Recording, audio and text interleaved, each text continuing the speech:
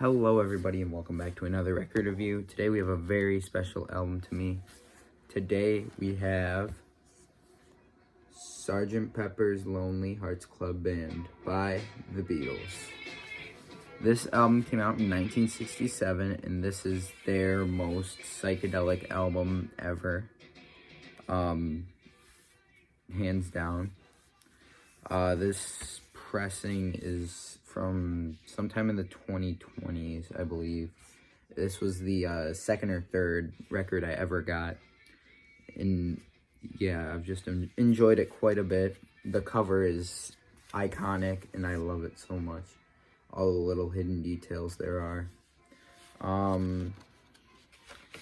There's a booklet on the inside that says who everyone is on the cover. Some very controversial figures on here too, which was kind of surprising for the group. There's like this little like cutout thing on the inside, and then fancy sleeve for just the regular Parlophone record. So yeah, let's just get into the music. You guys have probably heard this one because it's their second biggest album ever. And it's one of the biggest of all time. Biggest in the psychedelic genre for sure.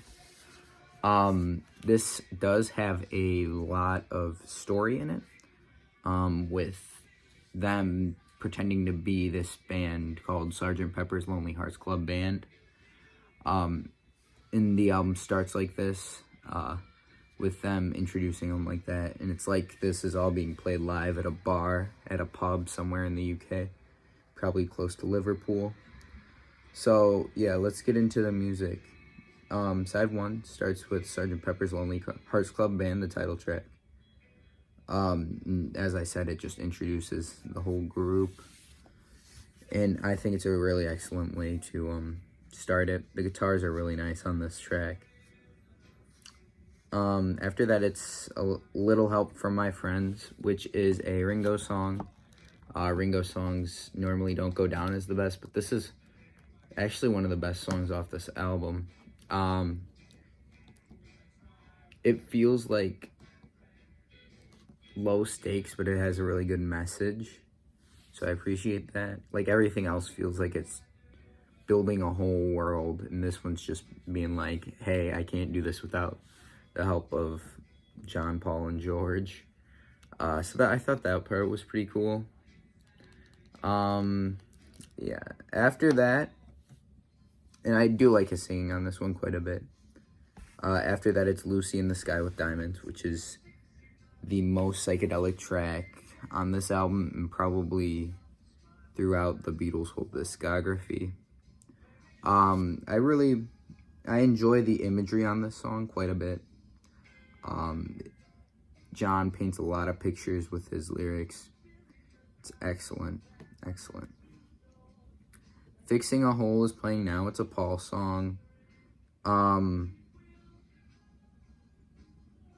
vocals on this are excellent, very harmonious.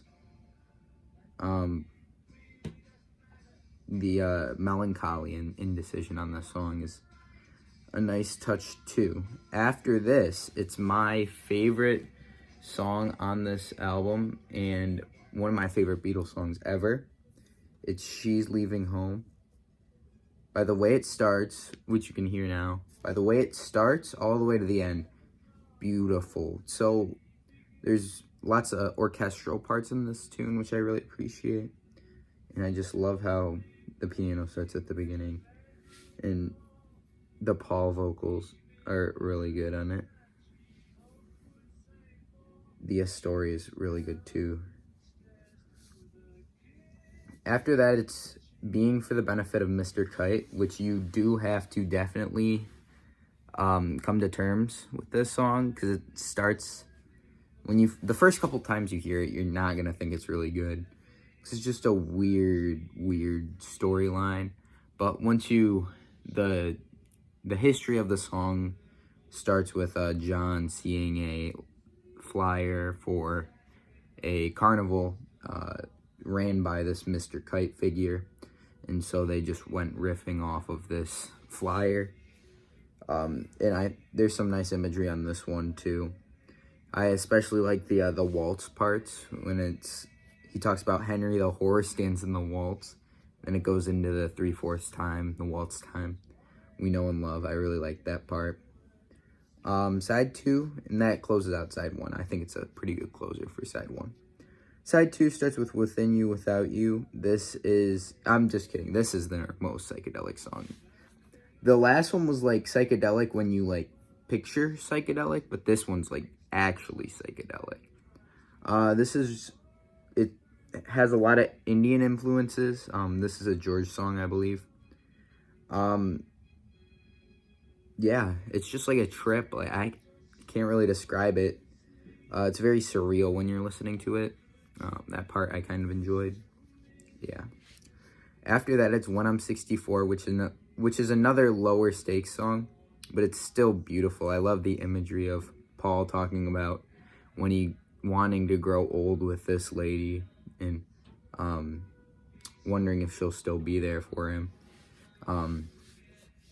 I think it's just a cute tune.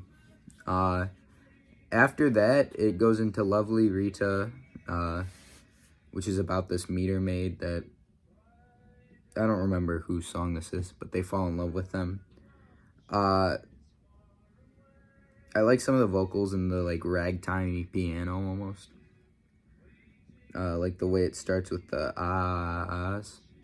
Then after that, it's Good Morning, which is one of the weaker tracks on this because everything else is so good. But it's still really good, and it's probably one of the hardest rock songs you hear on this one. I really like this. I don't know if I like this placement here on the album, but I do like the track. I think if it was earlier, it'd be nice. Like, swap this out for Getting Better, and I think that'd be good. After that, it's Sgt. Pepper's Lonely Hearts Club Band Reprise, which is like, this is like the end of the tune, talking to everyone, but they got one more encore, and what an encore they have left for you. This next song is A Day in the Life, and if you've never heard it, you are in for a treat. Everyone remembers where they were when they first heard this song. It's so incredible. The story behind it. There's so many parts to this, too. I could do a whole breakdown of just this song. It's so good. It's a perfect song. This might be the best song of all time. All right. We're going to let it play out. And then, after everything is said and done, they have this, like, weird loop on the record if your record player is set to autoplay, which I had to change mine to it. You have to get up and change it, otherwise it plays like this annoying sound, which is a really fun tidbit. I like that quite a bit. But okay, guys, this is Sgt. Pepper's. I really like this album. A lot of people really do, and that's why I think it gets 100. You guys can't really protest it because it's well deserving of 100, and I wish they made more like this. You know, like, there's only so many albums that are hundreds, and the Beatles have 2 or 3 of them, so that's incredible, but I wish they just made more in this style in, like, 67. It'd be perfect. So, guys, tell me what you think. Did you like it? Did you love it? Would you like some more? Leave a like if you'd like, comment if you'd like, subscribe, that'd be great. And overall, just have a nice day. Bye, everybody.